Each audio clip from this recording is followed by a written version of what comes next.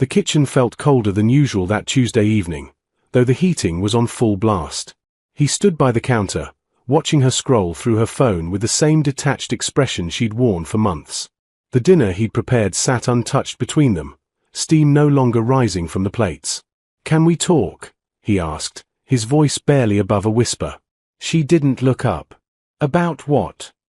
"About us. About anything, really. We haven't had a real conversation in weeks." Her fingers stopped moving across the screen. She set the phone down with deliberate slowness, and when her eyes finally met his, they were filled with something between exhaustion and irritation. "That's the problem, isn't it?" she said. "You're always wanting to talk. Always needing something from me. Always chasing me around this house like I owe you constant attention." He felt the words like physical blows. I miss you. I miss us." "Well, I need space," she cut him off sharply. "I'm tired of feeling suffocated. Tired of you following me from room to room, asking if I'm okay, wanting to connect. Do you know how exhausting that is?" His hands gripped the edge of the counter. 3 years of marriage, 7 years together total, and somehow they'd arrived at this moment. He thought back to when they first met at that coffee shop downtown, how she'd laughed at his terrible jokes, how they'd talked for hours about everything and nothing. When had talking become a burden? "So what do you want?" he asked quietly. She stood up, crossing her arms. "I want you to stop chasing me. From now on, I decide when we talk. I'll come to you when I'm ready. Until then, I need you to give me space. Real space." The silence that followed was deafening. He searched her face for some sign of the woman he'd fallen in love with, but found only walls built so high he couldn't see over them anymore. "Okay," he said finally. "If that's what you need." She seemed surprised by his easy agreement, but nodded curtly. "Good. I'm going to take a bath." He watched her leave, her footsteps echoing through their too quiet home. When he heard the bathroom door close and lock, he looked down at the dinner he'd spent an hour preparing, her favorite pasta dish, made exactly the way she liked it. He'd stopped at 3 different stores to find the right ingredients. He dumped both plates into the trash. That night, lying on his side of the bed while she slept with her back to him, he made a decision. If she wanted space, he'd give her space. If she wanted him to stop chasing, he'd stop. But he wouldn't just sit around waiting for her to decide he was worth her time. He'd fill that space with something else. The next morning, he woke before dawn and went to the gym for the first time in 2 years. His old membership card still worked. He spent 90 minutes pushing his body until his muscles screamed, and for those 90 minutes, he didn't think about her once. When he returned home, she was in the kitchen making coffee. She glanced at his gym clothes but said nothing. He poured himself a glass of water, nodded politely, and went to shower. "No, good morning." "No, how did you sleep?" No attempt at conversation. If she noticed the change, she didn't show it. That evening, he came home late from work. He'd volunteered for a project he'd previously turned down, one that would require extra hours. When he walked through the door at 8:30, she was on the couch watching TV. "You're late," she said, not quite a question. "Yeah. Work project," he replied, heading straight to the bedroom to change. He made himself a sandwich, ate it standing up, then went to the spare room they used as an office. He had emails to catch up on, research to do. Real work that actually appreciated his effort. She appeared in the doorway an hour later. "Are you coming to bed?" "I've got a few more things to finish up." "Don't wait for me." Something flickered across her face. Was it confusion? But she said nothing, just turned and left. He worked until midnight, and when he finally crawled into bed, he realized something had shifted. For the first time in months, he didn't feel the crushing weight of rejection. He felt nothing. And somehow, that was better. 3 weeks passed like water through a sieve. He fell into his new routine with surprising ease. Early morning gym sessions, long days at the office, evenings spent on his laptop or reading books he'd been meaning to get to for years. The house they shared began to feel less like a home and more like a hotel where 2 strangers occasionally crossed paths. She noticed, of course. How could she not? It started with small observations. He no longer asked about her day. No more text messages checking in during lunch. No more suggestions for weekend plans or dinner out. When they were in the same room, he was polite but distant, like a courteous roommate rather than a husband. One Saturday morning, she found him in the kitchen making breakfast, but only enough for one. "You're not making me anything." The question came out more accusatory than she'd intended. He looked up, genuinely surprised. "Oh, I didn't know if you'd want any. You usually eat later on weekends. Want me to make you some?" The offer was pleasant, civil even, but it lacked the warmth that used to accompany his cooking for her, the joy he used to take in preparing her meals just the way she liked them. "No, it's fine," she muttered, opening the fridge with more force than necessary. He nodded, took his plate, and headed to the living room where his laptop was already open. Within seconds, he was absorbed in whatever he was working on, eating mechanically while his eyes scanned the screen. She made herself coffee and sat at the kitchen table, suddenly aware of how quiet the house was. When had it gotten so quiet? That afternoon, his phone rang while he was in the shower. Without thinking, she glanced at the screen. It was David, his best friend from college. They used to do game nights every month, but those had stopped over a year ago when she complained about him being gone too many evenings. When he came out, towel around his waist, she mentioned it. David called. "Oh yeah. I'll call him back later. Are you guys planning something?" He paused in the doorway of their bedroom. "We're meeting up tomorrow. Basketball and lunch." "Tomorrow? That's Sunday. I thought maybe we could." "Could what?" His tone wasn't harsh, just genuinely curious. "Did you have plans?" She faltered. Did she have plans? When was the last time she'd suggested they do something together? "No, I didn't know you were going out. I mentioned it earlier this week. But it's fine, I'll be back by afternoon." He disappeared into the bedroom before she could respond. Had he mentioned it? She couldn't remember. But then again, she hadn't really been listening to much of what he said lately, had she? Sunday came and he left at 9 in the morning, dressed in basketball shorts and an old college t-shirt she'd forgotten he owned.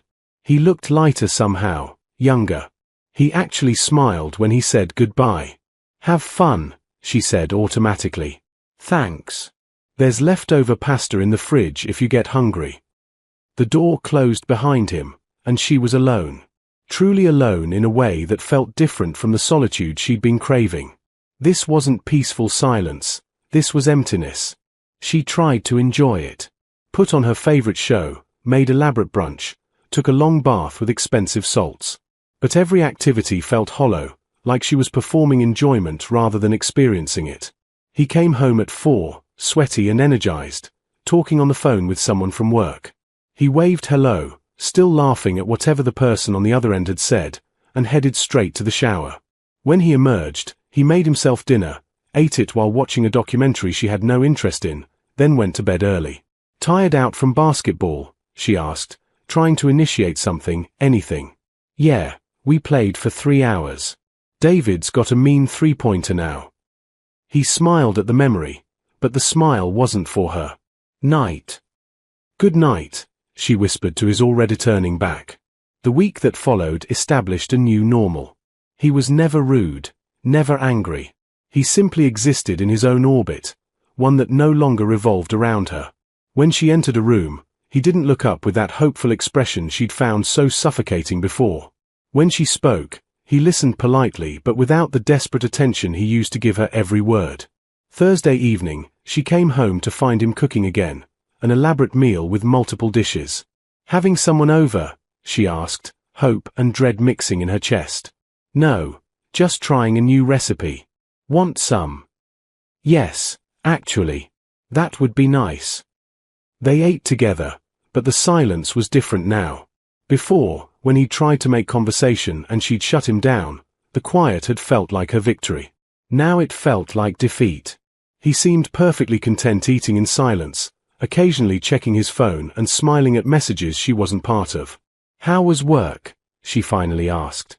"Good. The project's coming along well." Should be done next week. That's the one you've been staying late for. Yeah. It's been interesting actually. Challenging. She waited for him to elaborate, but he didn't. He just took another bite, clearly not feeling the need to fill the silence. And then what? Back to normal hours? He considered this. Probably not. There's another opportunity coming up. Might require some travel. Travel. The word came out sharper than intended. Where? Not sure yet. Could be Chicago, could be Seattle. They're expanding the Western Division. He said it casually, like it was barely worth mentioning.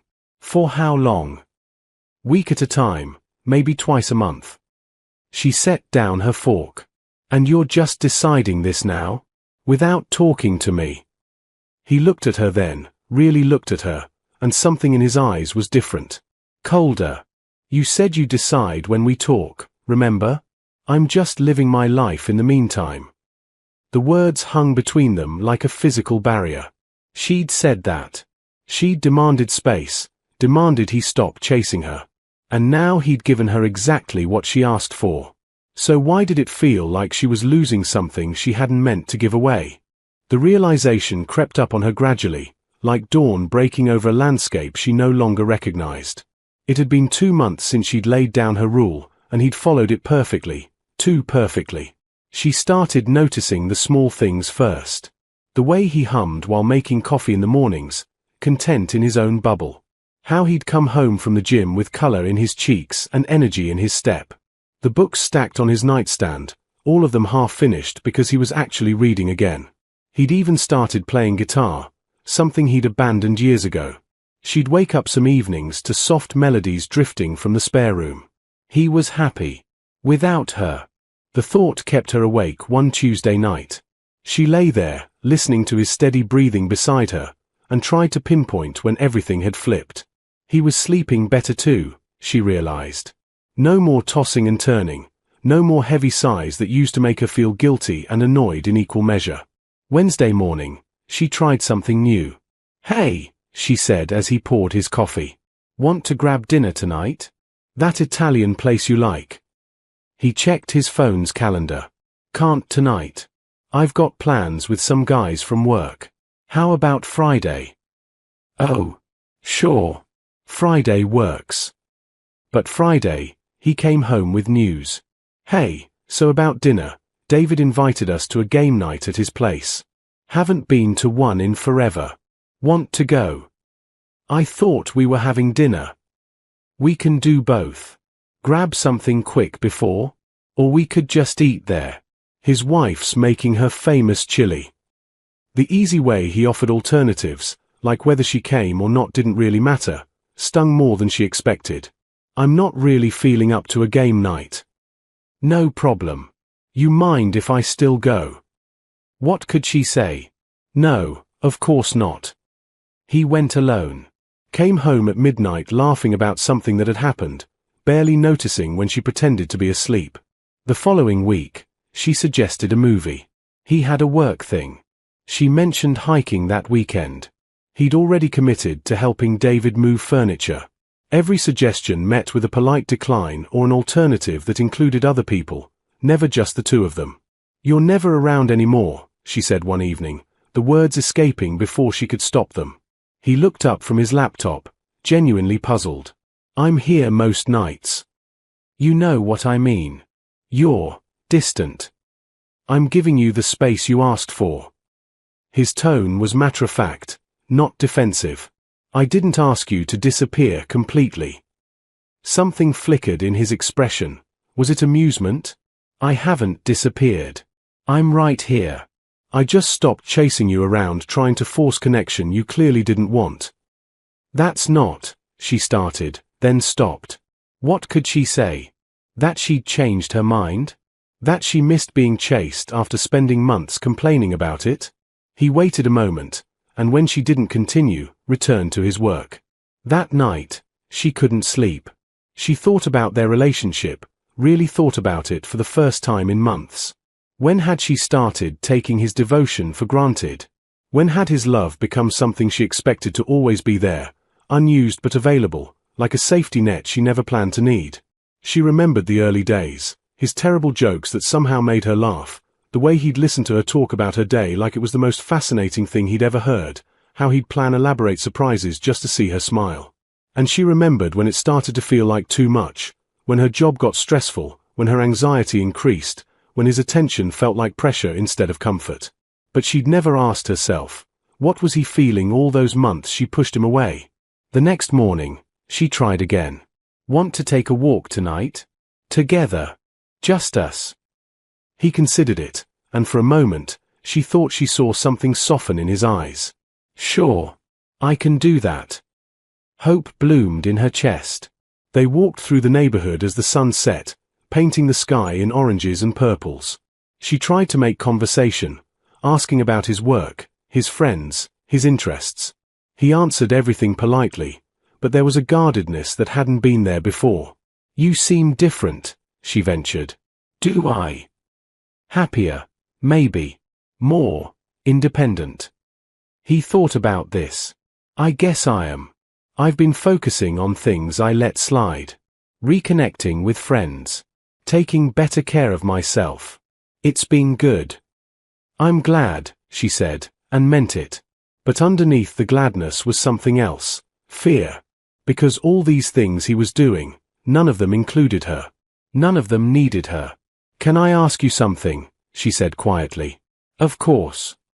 Do you still love me? He stopped walking. The question hung in the air between them, heavy with implications. When he finally answered, his voice was careful. I'm your husband. I made vows. That's not what I asked. He resumed walking, hands in his pockets. What do you want me to say? That I haven't been hurt? That months of rejection didn't affect me. You told me to stop chasing you, so I did. You wanted space, so I gave it to you. Now I found a way to be okay with that, and suddenly it's a problem. She struggled to find the words. I didn't mean forever. I didn't mean for you to stop caring. I didn't stop caring. I stopped making you responsible for my happiness. There's a difference. They walked in silence for a while. The streetlights flickered on, casting long shadows on the sidewalk. I miss you, she said finally, the words barely audible. He didn't respond immediately. When he did, his voice was gentle but firm. You miss the idea of me being there, waiting. That's different from missing me. The truth of his words cut deep. Was he right? Had she just gotten too comfortable knowing he'd always be there, always trying, always loving her even when she gave nothing back? They completed the loop back to their house. At the door, she touched his arm. Can we try? Can we start over? He looked at her hand on his arm, then at her face. For a moment, she saw the war happening behind his eyes, the part of him that still remembered loving her battling with the part that had learned to protect itself. I don't know, he said honestly. I need to think about what I want now. It was the first time in their entire relationship he'd ever said those words. The first time his wants didn't automatically align with keeping her happy. And it terrified her. She started trying.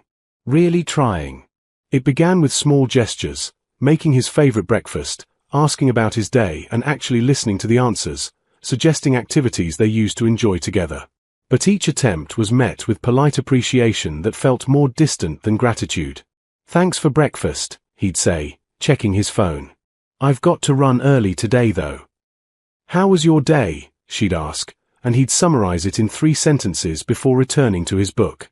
Want to watch that show we used to like? She'd suggest, and he'd reply, sure, if you want, but she could tell his mind was elsewhere. The dynamic had completely reversed. Now she was the one trailing him from room to room, looking for opportunities to connect. She was the one texting during the day, getting brief responses. She was the one suggesting date nights that somehow never materialized because he was busy, genuinely busy with a life he'd built that didn't revolve around her. 2 weeks into her efforts, she snapped. Why are you being like this? She demanded one evening when he declined another suggestion, this time for a weekend trip to the mountains they used to visit. He looked up from his laptop, confused. Like what? Distant. Cold. Like you don't even care anymore. The irony wasn't lost on him. She could see it in the slight lift of his eyebrow. I'm being exactly what you asked me to be. I never asked you to stop loving me. No, he agreed quietly. You just made it impossible to show you that I did. The words hung in the air like smoke. She felt tears pricking her eyes. So that's it. You're just done. He closed the laptop, giving her his full attention for the first time in weeks. I'm not done. I'm just different.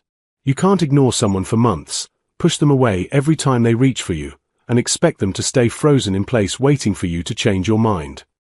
I was struggling. I needed space. And I gave it to you. But you didn't just want space. You wanted me to be available whenever you decided you were ready, without any consideration for what that did to me. Do you know what it's like to love someone who treats your love like a burden? She sank onto the couch, the fight draining out of her. I didn't mean to hurt you. I know. His voice softened slightly. But you did. And I had to make a choice. Keep hurting, or let go. So you chose to let go. Just like that. He sat down across from her, not beside her. The physical distance felt symbolic. It wasn't just like that. It was months of trying, months of rejection, months of feeling like I was too much, wanting too much, needing too much. You didn't see it because you were so focused on what you needed. But I was drowning. The tears fell then. I see it now. I see you now. And I'm sorry. I'm so sorry. I believe you. He did. She could see it in his eyes. But sorry doesn't undo what happened. It doesn't change the fact that I had to teach myself not to need you. Can't you unlearn it? He was quiet for a long moment. I don't know if I want to. The honesty of it broke something in her. This was really happening. She was really losing him, not to another woman or a dramatic fight, but to her own actions. To the slow erosion of care and attention she'd thought would always be there. Please, she whispered. Can we try couples therapy? Can we talk to someone? We can, he said. But you need to understand something. I'm not the same person I was 3 months ago. I'm not waiting around hoping you'll love me back the way I love you. I've learned to be okay alone. Happy even. So if we do this, we're starting from scratch. No expectations, no assumptions that we'll end up back together. It wasn't what she wanted to hear, but she nodded. Okay, yes. Whatever it takes. They started therapy the following week. The first session was brutal. The therapist, an older woman with kind eyes and a no-nonsense demeanor, asked them each to describe the relationship. She went first, talking about the stress, the anxiety, the feeling of being suffocated. But as she spoke, hearing her own words, she started to realize how selfish it all sounded. How much of it was about her needs, her feelings, her comfort. Then it was his turn. He spoke calmly, factually, about the rejection. The loneliness of lying next to someone who treated him like a stranger. The slow death of hope. The decision to survive by letting go. What do you want from this marriage now? The therapist asked him. He thought for a long moment. Honestly, I don't know anymore. I wanted partnership. Mutual care. Someone who chose me every day the way I chose them. But I'm not sure that's possible with us. The therapist turned to her. And you? What do you want? I want him back, she said desperately. I want us back. But what are you willing to give? The therapist pressed. Not just promise, actually give. She faltered. What was she willing to give? She'd spent so long focused on protecting herself, guarding her space, maintaining her boundaries. The thought of being vulnerable again, of showing up consistently, of doing the work required to rebuild what she'd torn down, it was terrifying. I don't know, she admitted. The therapist nodded, unsurprised. That's the first honest thing either of you has said today. They left the session in silence. In the car, she tried to hold his hand. He let her, but his hand was limp in hers, neither pulling away nor squeezing back. That night, she heard him on the phone in the spare room. She couldn't make out all the words, but she heard him laugh, really laugh, the way he used to with her. When he came to bed, she pretended to be asleep, tears soaking into her pillow. The next few therapy sessions revealed more cracks in the foundation. They had different love languages, different communication styles, different visions for what marriage should be. But more than that, they had different levels of investment now. She was desperately trying to save them. He was rationally evaluating whether they were worth saving. "I need to know you're trying," she said one night after a particularly difficult session. "I need to know you still want this." He looked at her with eyes that had once held so much love and now held mostly weariness. "I'm here, aren't I? I'm doing the therapy. I'm being honest. But I can't force myself to feel something that you killed. And I can't promise it will come back." 3 months of therapy had passed. 3 months of appointments, homework assignments, and difficult conversations. She'd done everything the therapist suggested, kept a journal, practiced active listening, carved out quality time, worked on her anxiety with a separate therapist.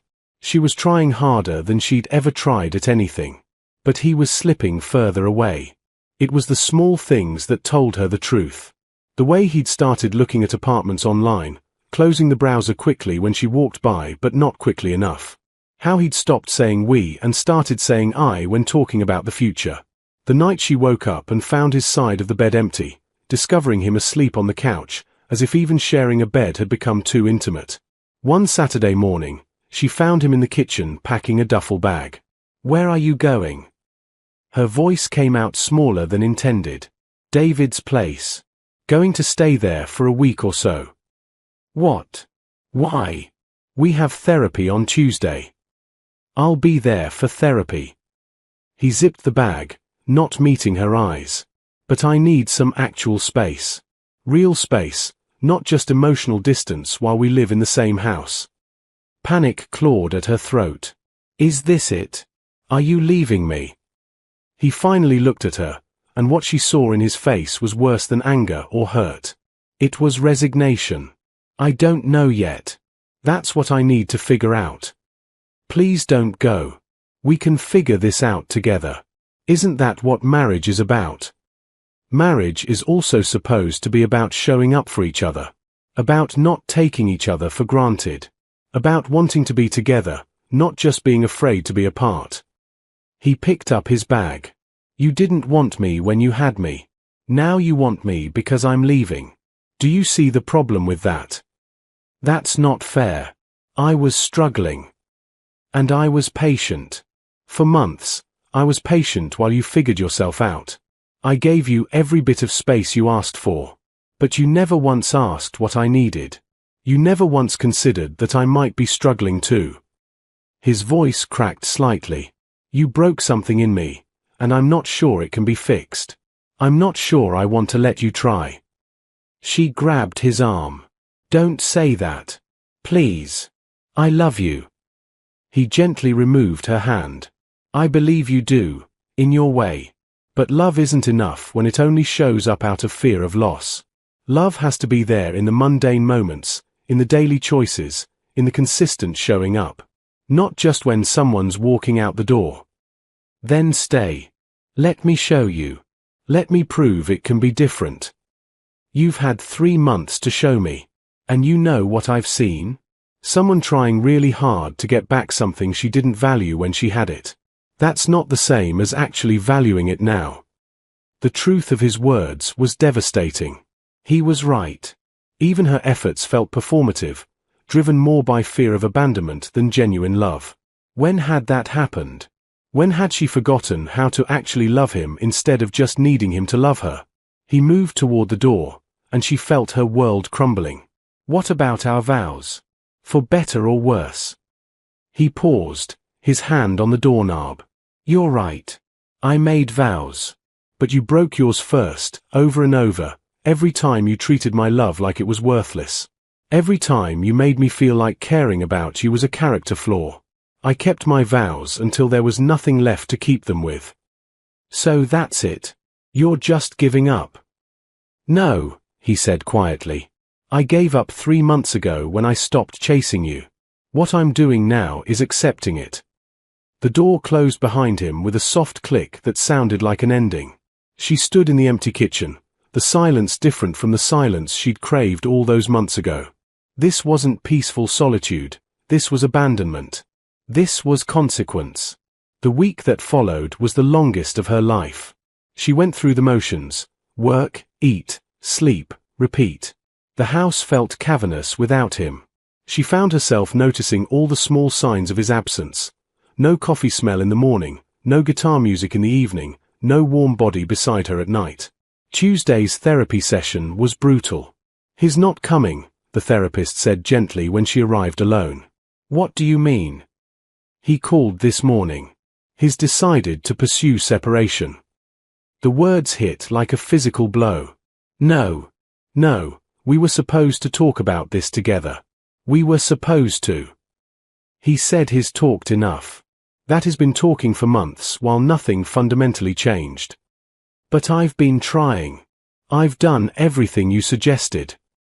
The therapist's expression was compassionate but firm. Trying isn't the same as succeeding. And sometimes, by the time we start trying, it's already too late. The damage is done. She broke down then, sobbing in a way she hadn't allowed herself to before. The therapist let her cry, passing tissues across the coffee table. "Can I ask you something?" the therapist said when the tears finally slowed. "When you were pushing him away, did you ever think about what it was doing to him? Or were you so focused on your own needs that his became invisible?" The question cut to the bone. I thought he'd always be there. I thought his love was unconditional." No love is unconditional. Not even in marriage. Love requires maintenance, reciprocity, care. You can't neglect it for months and expect it to survive on memory alone. "So what do I do now?" You let him go. You learn from this. And you work on yourself so that if someone else ever loves you like that again, you'll recognize its value while you still have it. The papers arrived 2 weeks later. Petition for legal separation, with the option to convert to divorce after a year. She stared at her name typed in official legal text, everything reduced to clauses and conditions. She signed them. What else could she do? 3 months after he moved out, she ran into him at the coffee shop where they'd first met. He was with someone, not romantically, she could tell, just a friend. But he looked lighter, freer. He was laughing at something the friend said, and it struck her that she couldn't remember the last time she'd made him laugh like that. Their eyes met across the room. He gave her a small nod, not hostile but not warm either. Acknowledgement without invitation. Then he turned back to his friend, and she was dismissed from his world as cleanly as a chapter ending. She ordered her coffee and left quickly, not trusting herself not to break down. That night, alone in the house they'd shared, she finally understood what she'd lost.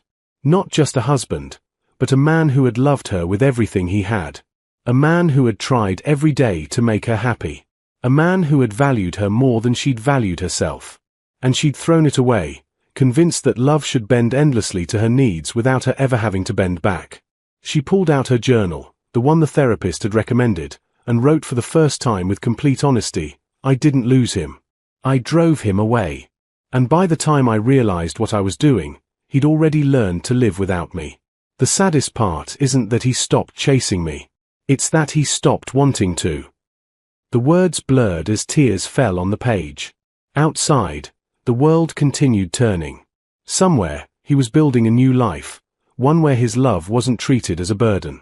And she was left with the ghost of what they'd been, haunted by the painful truth. Sometimes, by the time you realize what you had, the person who gave it to you has already found peace in letting go. And there's no chasing someone back who's already free.